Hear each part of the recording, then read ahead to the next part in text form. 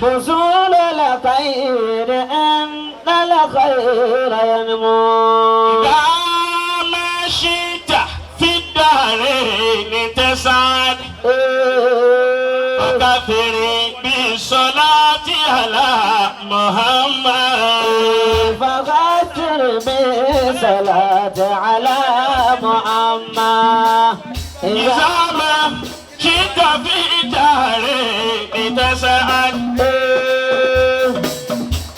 فكثر بالصلاة على محمد فغفر بالصلاة على محمد إذا ما شئت في الدارين تسعد فكثر بالصلاة على محمد فكثر بالصلاة على محمد ولا صوم يسير ولا صلاة لمن ترك صلاة على محمد لمن ترك صلاة على محمد لمن ترك صلاة على محمد إذا ما شئت في دارين تسعد فكثر بالصلاة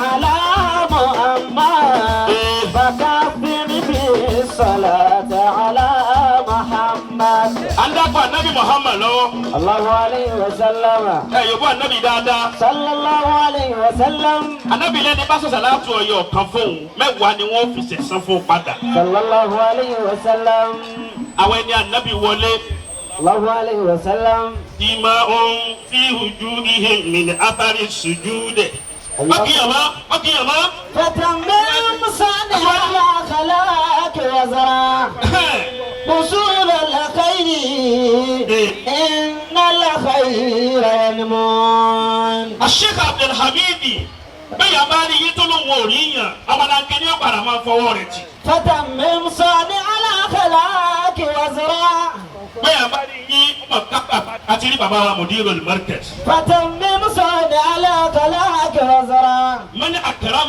أكرم أكرمه الله. فتمم صانع الأخلاق وزرع Ọlọ́run fúnra ara rẹ̀ ló pọ́n yín lé. وصول الخير إن الخير ينمو وصول الخير إن الخير ينمو Ìdáfà nábì lọ́wọ́ lẹ wọlé. فتمم صانع الأخلاق وزرع Ìfìtì yín kí àfáwọn àgbà Sheikh Àtàtà. فتمم صانع الأخلاق وزرع Ọba tó fi kẹ́ àwọn àgbàlagbà ikú òjijì ò ní yà wá. وصول الخير Aṣábẹ̀lẹ̀gẹ́lì. إن الخير ينمو Ẹ wá tuntun sí ẹ wá gbó mọ́. وصول الخير إن الخير ينمو Bá a bá a bá rí nǹkan gidi jẹ. وصول الخير Ṣé Abdulhamid bá a bá a bá rí nǹkan gidi jẹ níbi irun gbọ̀dẹ́ ti mà. إن الخير ينمو Yóò kí yóò sì sùn.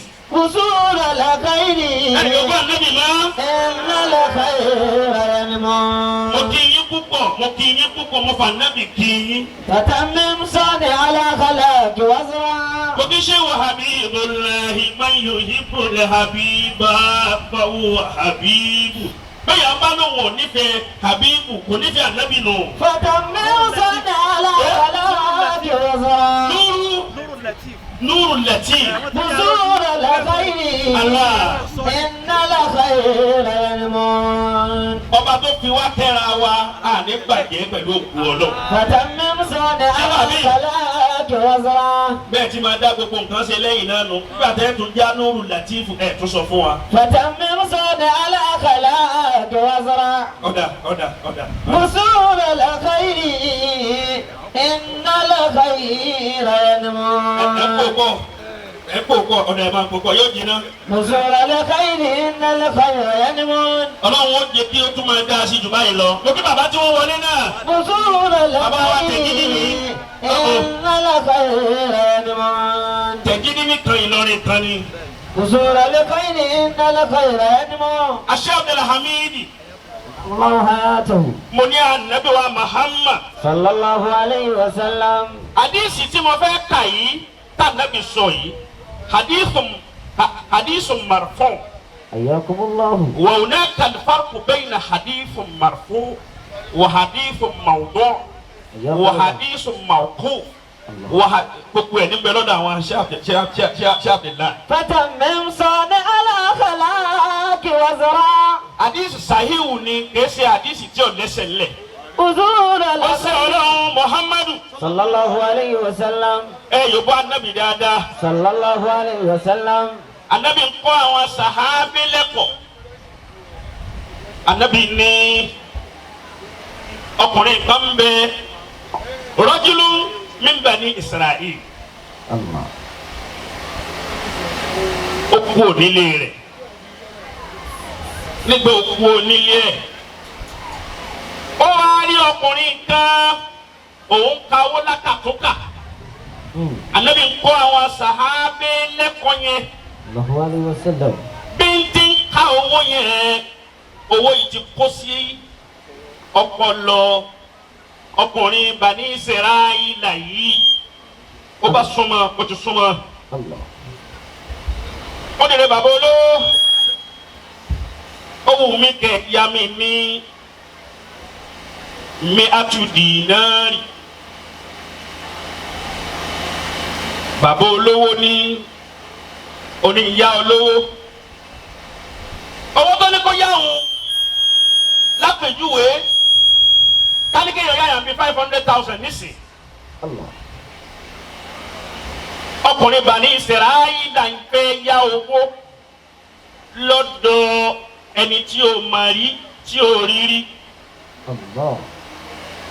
bàbá olówó wá ń sọ fún ọkùnrin yẹn wípé aina wakiluka wa shahiduka. الله.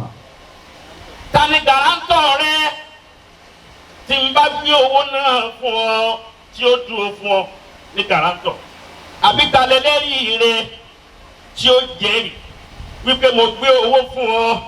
الله أكبر. ẹ dákun ẹ bá ń pariwo Ọlọ́run.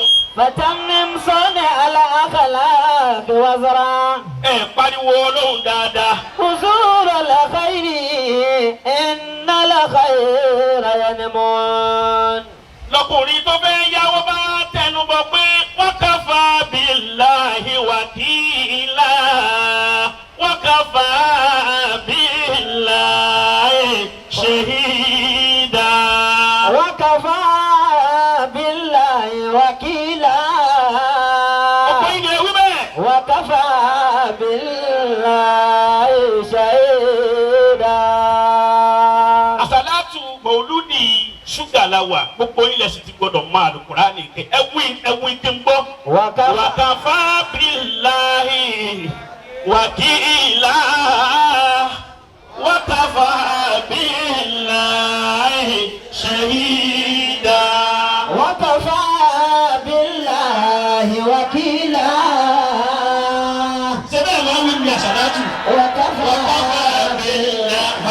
farabalẹ̀ حياكم الله. وكفى بالله وكيلا وكفى بالله شهيدا. وكفى بالله وكيلا. وكفى بالله شهيدا. àbò olówó ti gbọ́ bẹ́ẹ̀ pé Ọlọ́run náà ló tó ní garantọ̀. وكفى بالله وكيلا. وكفى بالله وكيلا وكفى بالله وكيلا شهيدا. Ọlọ́run ló tó lólu jẹ́rìí Ọlọ́run ló tó ní wàkílù tó tó ní garantọ̀. ó nígbà tó wí bẹ́ẹ̀ yìí ọ̀dà gbà ó já olówó náà. وكفى بالله وكيلا. ẹ̀yin yà wá wí bẹ́ẹ̀ fa wí bẹ́ẹ̀ tó dùn mọ́ mi. وكفى ó sọ di وكفى بالله وكيلا. وكفى بالله شهيدا. ṣé mi lè ṣe bẹ́ẹ̀ ṣé wọ́n lè ṣe bẹ́ẹ̀. حياكم الله. kéèyàn sọ pé náà wakafa billahi wakila wakafa wọ́n sùn púpọ̀ wọ́n sùn púpọ̀. شهيدا وكفى بالله وكيلا وكفى بالله شهيدا وكفى بالله وكيلا وكفى بالله شهيدا. sẹ́mi lè sọ bẹ́ẹ̀. حياكم الله. ọba yà á lówó ó yà á lówó tán kò sóòmì lọ́wọ́ rẹ̀ mọ́. ẹ máa wo lóhun ọba arínitán sẹni àsènitán bá ní dárò. الله أكبر. ó pariwo lóhun dáadáa. فتم وصاني على خلاك وزرع. lòun bá wá gbé owó ó gbé lọ òdì ìlú kejì ó gun ọkọ̀ ojú omi lọ òdì ìlú kejì. الله. ń lọ fi owó òun ní ṣe business. حياكم الله. ń tà ń rà ó sì ní jọ báyìí kó tó di ìrọ̀lẹ́ lágbo báyìí ìdá owó rẹ̀ padà fún ọ. الله. lásìkò tó wí kó tó mùsùlùmí wa ṣẹlẹ̀ ní inú ìlú náà. الله. àwọn ọkọ̀ ojú omi ò lè kọjá láti ìlú tó ti yáwó lọ sí ìlú tó ti ń lọ ṣòwò. ọkọ̀ ojú omi ò lè wá láti ìlú tí ń ṣòwò wá sí ìlú tó ti yáwó. فتم وصاني على خلاك وزرع. strike wá wà. حياكم الله. ẹni ó yá ní lówó ní bá wá ń dààmú pèrè ọlọ́run ìrè ọlọ́run ìwọ ọba ọlọ́run tí ó sẹ́ni ká fi wọ̀. الله أكبر. bó mo fẹ́ ṣe nísì gbogbo àwọn tó wá rí tí wọ́n ń dé ń béèrè pé ẹ̀ bá rí lágbájá báyìí tàmàdò báyìí àwọn láwọn rí i kí pírọ́blẹ̀mù tó ṣẹlẹ̀ nílùú tí ń tẹ́ mú a sì rí i. الله. bóun ti ń dààmú ẹni ó yáni lówó bí ti ń dààmú dààbò. Allah الله أكبر. ẹ pariwo ọlọ́run. فتم صاني على خلاك وزرع. ẹni ó yáwó náà òun náà gbádùn máa ń bi tó wà. وصول الخير إن الخير ينمو. polówó ti dówó lówó padà ìrì ọlọ́run ọmọ sọ̀rọ̀ gbé níjà. الله. òun ti ṣòwò tán ọkọ̀ ojú omi tóun ó fi rìn kọjá lọ bí tóun ó lọ lòun ò rí i. ọ̀dà ìtọ́kùn tóun ó ṣe ń bẹ̀ ni pé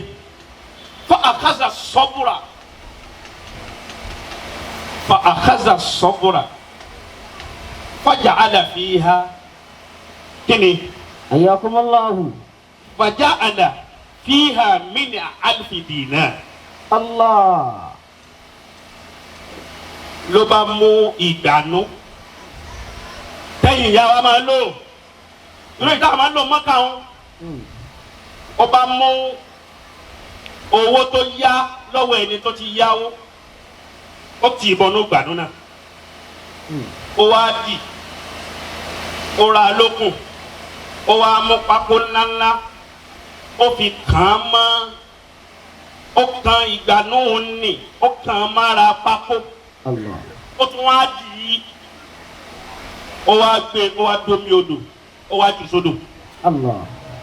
ó ní ìrìn ọlọ́run tó bá yẹ pé ìwọ tí mo fi ṣe wákìlù tí mo fi ṣe gàrántọ̀ tí mo fi ọ́ ṣe ṣẹ̀hídù tó bá yẹ pé lóòótọ́ ló ń bẹ tẹ́ni tó sì yá mi lówó yìí sì gbà ọ́ gbọ́ tó tí òun rẹ́ nìkan kan àfi wọ tó fi yá mi. الله. ìtí mo jù sódò yìí tán bọ́lọ̀ ń bá ní kó rí déédéé bọ́lọ̀ ń bá ní kó tún rí iná déédéé. وكفى بالله وكيلا وكفى بالله شهيدا. ọba jù sódò ó ní kó má padà wá jẹ́ ìbálẹ́jọ́ aburú fóun níjọ́ àlìkìyámà. وكفى òun ti yọ tòun kó mẹ́. بالله وكيلا ẹ máa wọ lọ́hún. وكفى بالله شهيدا. ẹ máa wọ lọ́hún. ọba ńlá ọba tí ò ní kú olójú kan kó tó mú ni. الله أكبر. gbogbo ṣìkàṣìkà láyé máa ṣe lọ bọ́ọ̀bá rẹ̀ ní láàárọ̀ ó padà sunkún lọ́sàn-án. وكفى بالله وكيلا ما بعد وكفى يديه. بالله شهيدا. gbogbo àwọn ìyá wa tí wọ́n bí ẹnì kọ̀ọ̀kan wa wọn ò lu àmọ́ àwọn bàbá wa léṣo láfi dùn ún rí láfi dùn ún wò nínú Al-Qur'an. فتمم صانع الأخلاق وزرع. ẹni ó yáyàn lọ́wọ́ òun náà ti dààmú níbi odò tó kọ́kọ́ òun pé kóun ó tiẹ̀ ṣeré lọ bí odò kóun lọ ó stress yẹn ti pọ̀ jù. ìwọ̀n àṣejù ìsìnpa ìsìnsẹ̀ ilẹ̀ sì ti sún.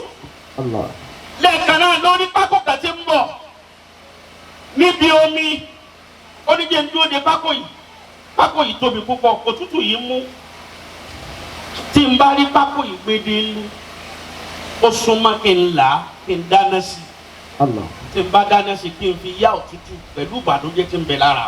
فتمم صانع الأخلاق وزرع. bí pákó ti déwájú ẹ̀. فصول الخير إن الخير ينمون. ó sì bá ṣẹ̀ṣẹ̀ tán ló bá gbé pákó ní bó ti gbé pákó ó di wíwíwí ó di ilé. تمم صانع الأخلاق وزرع. bó ti délé